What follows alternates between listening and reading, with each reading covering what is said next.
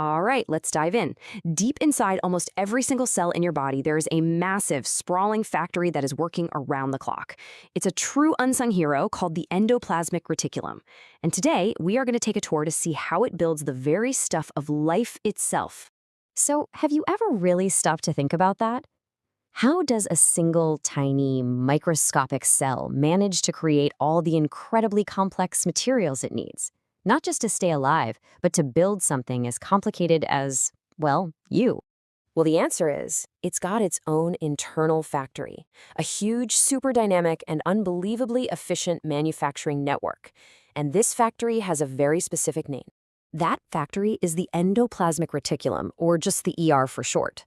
Now, what it is this huge system of folded membranes that creates this internal maze of channels. This inner space, which is called the lumen, is kind of like the factory floor, and it's totally sealed off from the rest of the cell's fluid, the cytosol. This separation, it is absolutely crucial for how it all works. Okay, so like any big factory, the ER isn't just one giant open space. It's actually organized into two very distinct, highly specialized departments, and each one has a completely different job to do. First up, you've got the rough ER. It gets that name because its surface is literally studded with millions of these tiny protein-making workers called ribosomes, which gives it this bumpy, kind of sandpaper-like look. This is the protein production powerhouse, organized in these stacks of flattened sacs. Then you have its counterpart, the smooth ER. No ribosomes here, so its surface is, you guessed it, smooth. It looks more like a network of winding pipelines, and it specializes in making things like lipids and oils. But here's the really clever part. These two departments aren't in separate buildings. It's all one continuous, interconnected network. And that means materials, and even some of the worker enzymes, can move between the rough and smooth sections. It's a perfectly integrated and super efficient system. So let's step on to the factory floor of that first department. Welcome to the rough ER, the cell's non-stop 24/7 protein assembly line. The whole thing happens on this incredible high-tech assembly line.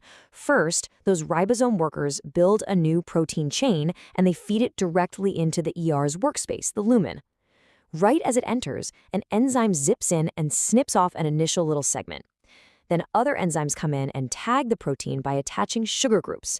This process is called glycosylation, and it's basically like slapping on a shipping label. And finally, specialized chaperone proteins show up for quality control, carefully folding that long chain into its precise functional 3D shape. And let me tell you, this quality control step is absolutely non-negotiable. These molecular chaperones are like the world's strictest inspectors, making sure that every single protein is folded perfectly. Because if the shape is wrong, the protein just won't work. It's their job to guide it into its correct or native structure. And for any proteins that are destined to face the tough environment outside the cell, the rough ER adds one more layer of protection. An enzyme comes in and acts like a microscopic welder, forging these super strong disulfide bonds. These bonds lock the protein's shape in place, making it tough enough to survive pretty much anything. Now, to handle this absolutely immense workload, the ER needs a ton of workspace, right? All those folds in its membrane provide a massive surface area for all these ribosome workers to latch onto. But just how massive are we talking? Okay, you might want to brace yourself for this. In just one single liver cell, scientists estimate there are 11 million ribosomes clamped onto the ER, all churning out proteins at the very same time. That is just staggering. It's an absolutely mind-boggling scale of production. Now, let's walk across the factory floor to that other department. It's time to visit the much quieter, but no less important, smooth ER, the cell's own lipid production plant. So, the smooth ER is the master builder of the cell's membranes. Its worker enzymes are embedded right into its own surface. As they create new lipid molecules, they just slot them right into the outer layer of the ER membrane. Then, to keep everything growing nice and even, special enzymes called flippies do exactly what they sound like. They literally flip some of those new lipids over to the inner layer. And this is why the smooth ER is so fundamental. This is where the basic building blocks of every single membrane in the cell get their start. Everything from phospholipids to cholesterol. Without the smooth ER, the cell would have no structure, no compartments. It just couldn't exist, period. Okay, so the factory has built its products. We've got our proteins and our lipids. But how do they get to where they need to go? Well, that brings us to the final stage, packaging and shipping. To ship everything out, The ER uses these dedicated little delivery vehicles, small, membrane-bound sacs called transport vesicles. You can think of them as the factory's shipping containers.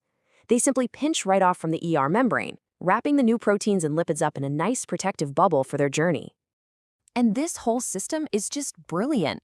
By keeping all these new materials separate from the rest of the cell, first inside the lumen, and then inside these vesicles, the ER is acting as a master logistics center. It makes sure that products don't get lost, they get modified correctly, and they get sent to exactly the right address. But you've got to remember, the ER is rarely the end of the line. It's actually just the first major stop on this vast biosynthetic pathway, a kind of cellular highway that transports materials all throughout the cell. So these little transport vesicles now travel from the ER to their next destination, which is often an organelle called the Golgi complex. That's kind of like the cell's post office for even more processing and sorting. The ER has done its job, but the adventure for these molecules is far from over. Which leaves us with a question, right? What happens at the next stop on this incredible cellular highway?